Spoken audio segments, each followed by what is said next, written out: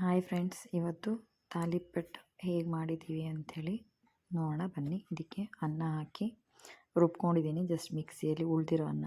ಅದಕ್ಕೆ carrot great ಮಾಡ್ಕೊಂಡಿದ್ದೀನಿ, cucumber ಸೌತೆಕಾಯಿ ಮತ್ತು 2 ಹಸಿಮೆಣಸು, ಈರುಳ್ಳಿ. ನೀವು ಬೇಕಾದ ಯಾವುದೇ ವೆಜಿಟೇಬಲ್ಸ್ನ ಸ್ಮಾಲ್ ಚಾಪ್ ಮಾಡಿ ಹಾಕ್ಬೋದು. ಇದಕ್ಕೆ ಎಳ್ಳು, ಜೀರಿಗೆ 1 ಟೀ ಸ್ಪೂನು. ಇದನ್ನು ಎಕ್ಸ್ಟ್ರಾ ವೇರಿಯೇಷನ್ ಮಾಡ್ಕೋಬೋದು.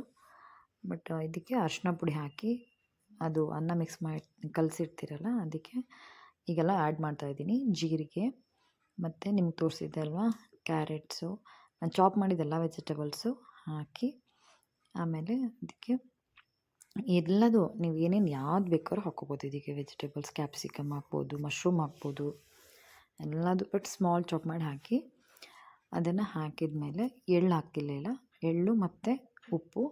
ಇದು ಅಕ್ಕಿ ಹಿಟ್ಟು ಹಾಕ್ತಾಯಿದ್ದೀನಿ. ಅಕ್ಕಿ ಹಿಟ್ಟು ಹಾಕೋದು ಕನ್ಸಿಸ್ಟೆನ್ಸಿ ಆ್ಯಂಡ್ ಅದು ಬೈಂಡಿಂಗ್ ಆಗಿ ವರ್ಕ್ ಮಾಡುತ್ತೆ ಅಷ್ಟೇ. ನನಗೆ ಉಪ್ಪು ಹಾಕಿದೆ, ಉಪ್ಪು ಮತ್ತು ಅಕ್ಕಿ ಹಿಟ್ಟು ಹಾಕೋದ್ರಿಂದ ಕ್ರಿಸ್ಪಿನೆಸ್ ಚೆನ್ನಾಗಿ ಬರುತ್ತೆ ತಾಲಿಪಟ್ಟು. ಈಗ ಎಳ್ಳು ಹಾಕ್ತಾಯಿದ್ದೀನಿ ಲಾಸ್ಟಲ್ಲಿ. ಬಟ್ ನೀರು ಹಾಕ್ದೇ ಕಲಿಸ್ಕೊಳ್ಳಿ ಇದನ್ನು.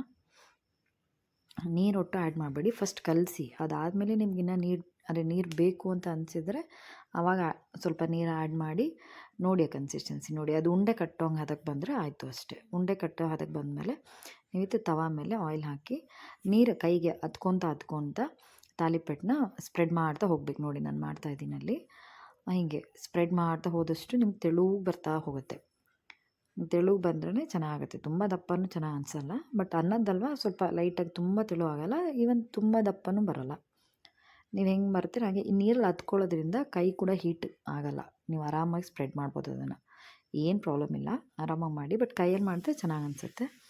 ನೀಟಾಗಿ ಸ್ಪ್ರೆಡ್ ಕೂಡ ಆಗುತ್ತೆ, ನೀಟಾಗಿ ಕುಕ್ ಕೂಡ ಆಗುತ್ತೆ ಎಲ್ಲ ಕಡೆಯೂ.